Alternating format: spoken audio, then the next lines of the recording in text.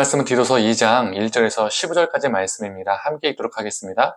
오직 너는 바른 교훈에 합당한 것을 말하며 늙은 남자로는 절제하며 경건하며 신중하며 믿음과 사랑과 인내함에 온전하게 하고 늙은 여자로는 이와 같이 행실을 거룩하며 모함하지 말며 많은 술의 종이 되지 아니하며 선한 것을 가르치는 자들이 되고 그들로 젊은 여자들을 교훈하되 그 남편과 자녀를 사랑하며 신중하며 순전하며 집안일을 하며 선하며 자기 남편에게 복종하게 하라. 이는 하나님의 말씀이 비방을 받지 않게 하려 함이라. 너는 이와 같이 젊은 남자들을 신중하도록 권면하되 범사에 네 자신이 선한 일에 본을 보이며 교훈에 부패하지 아니함과 단정함과 책망할 것이 없는 바른 말을 하게 하라. 이는 대적하는 자로 하여금 부끄러워 우리를 악하다 할 것이 없게 하려 함이라. 종들은 자기 상전들에게 범사에 순종하여 기쁘게 하고 거슬러 말하지 말며 훔치지 말고 오히려 모든 참된 신실성을 나타내게 하라. 이는 범사에 우리 구주 하나님의 교훈을 빛나게 하려 함이라.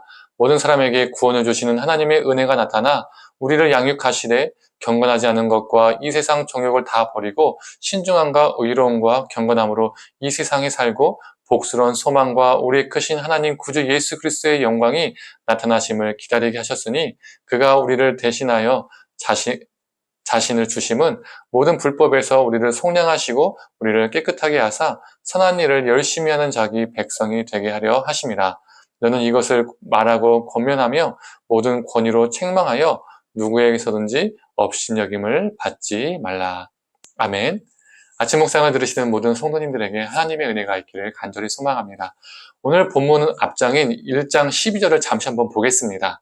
바울이 그레데 사람들의 특징을 말하고 있는 부분인데요. 표준 세번역으로 한번 읽어보겠습니다. 크레테 사람 가운데서 그들의 예언자라는 어떤 사람이 말하기를 크레테 사람은 예나 지금이나 거짓말쟁이요 악한 짐승이요 먹는 것밖에 모르는 게으름뱅이다.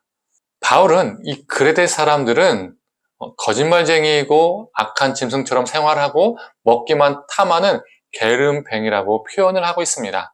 이런 사회 속에서 살고 있는 그들의 사람들 중에 몇몇이 복음을 받아들이고 그리스도인이 된 거죠. 즉 그들의 성도들은 성숙한 신앙인들이 아니었고 오히려 세상 문화에 훨씬 더 가까웠던 사람들이었습니다. 디도는 이렇게 갓 개종한 거친 대상들을 데리고 목회를 힘들게 하고 있었던 겁니다. 바울은 이러한 그레데 교회에 질서가 필요했음을 느꼈습니다.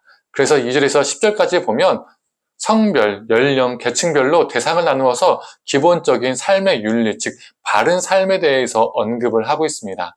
나이 많은 남성, 나이 많은 여성, 젊은 남성, 젊은 여성, 종들에게 너는 이렇게 살아야 한다라고 교훈하고 있는 것이죠. 그리고 디도에게 신신당부하는 말도 있습니다. 7절에서 8절의 말씀입니다. 공동번역으로 한번 읽어보겠습니다. 그대는 스스로 모든 일에 있어서 좋은 행동의 본보기가 되고 남을 가르치는 데 있어서는 진지하고 위엄이 있어야 합니다. 그리고 남한테 책 잡힐 것이 없는 건전한 말로 가르치시오. 그러면 우리를 반대하는 자가 우리를 흠잡을 근거를 찾지 못하고 부끄러움을 당하게 될 것입니다. 바울은 디도를 향해서 네가 그 거친 그레데 성도들을 양육하기 위해서는 네가 먼저 하나님 앞에서 바로 서 있어야 한다. 거짓말을 일삼고 게으름뱅이며 또 악한 짐승처럼 생활하는 그들을 바르게 인도하기 위해서는 너가 먼저 바른 삶의 본보기가 되어야 한다라고 말하고 있는 것이죠. 나의 자녀가 되었든 내게 허락된 영혼이 되었든 입술로 가르치는 것은요 한계가 있습니다. 삶으로 가르쳐야 됩니다. 삶의 본보기가 되어야 됩니다. 그런데 누군가를 삶으로 가르치는 것은 정말 쉬운 게 아닙니다. 누군가에게 삶의 본보기가 되는 것은요 진짜 힘든 겁니다.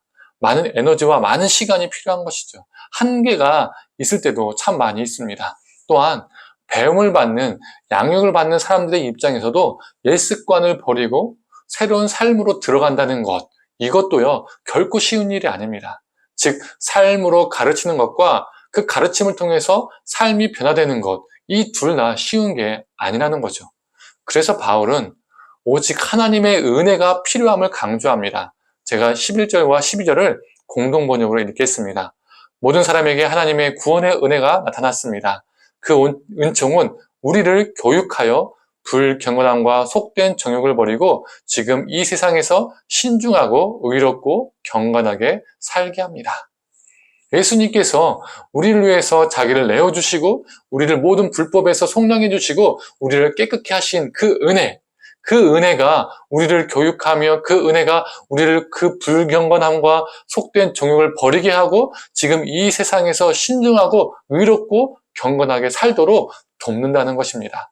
즉 삶으로 가르치는 것, 삶으로 변화되는 것, 이 모두 다 하나님의 은혜가 없으면 이루어질 수 없음을 바울은 지금 말하고 있는 것이죠. 그래서 14절 후반에 어떻게 말하고 있습니까? 선한 일을 열심히 하는 자기의 백성이 되게 하려 하심이라.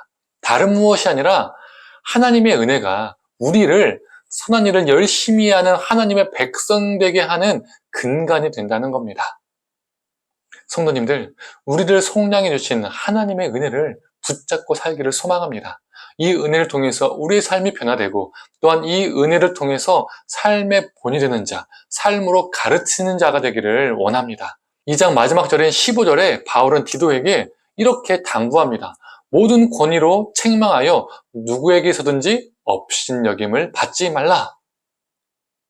바울은 권위로 가르칠 것을 당부합니다. 그런데 그 권위는요, 권력이 권세가 아닙니다. 세상의 돈, 세상의 위치, 세상의 명예에서 나오는 세속적 권위가 아닙니다. 하나님의 은혜 안에서 말씀대로 살아가는 삶, 하나님의 은혜 안에서 본보기 되는 삶, 그 삶이 진정한 권위이죠. 오늘 하루도 진정한 권위자로 살아가는 저와 성도님들 되기를 간절히 소망합니다. 함께 기도하겠습니다. 바울이 디도에게 너가 삶의 본보기가 되어서 그들을 가르치라고 당부했고 또 그 가르칠 때 삶으로 가르치고 그들의 삶이 변화되기 위해서는 다른 무엇이 아니라 하나님의 은혜가 오직 필요하다는 것을 그는 강조하고 있습니다. 하나님, 우리도 동일합니다. 우리가 누군가의 삶의 본보기가 되기 위해서 우리 자녀와 우리 허락된 영혼들에게 삶으로 그 하나님을, 그 말씀을 가르치기 위해서 또 우리 자신 또한 그 말씀으로 변화되기 위해서는 하나님의 은혜가 필요함을 고백합니다. 하나님의 은혜를 붙잡고 살아가게 하여 주시옵소서. 다른 것이 우리의 권위가 아니라 하나님의 은혜 안에서 삶으로 변화되어지는 삶, 삶으로 살아가는 삶이 우리의 참된 권위가 되어서 누군가를 참되게 가르치는 존재 되게 하여 주시옵소서. 감사드리며 사랑에 많으신 예수님의 이름으로 기도드립니다. 아멘.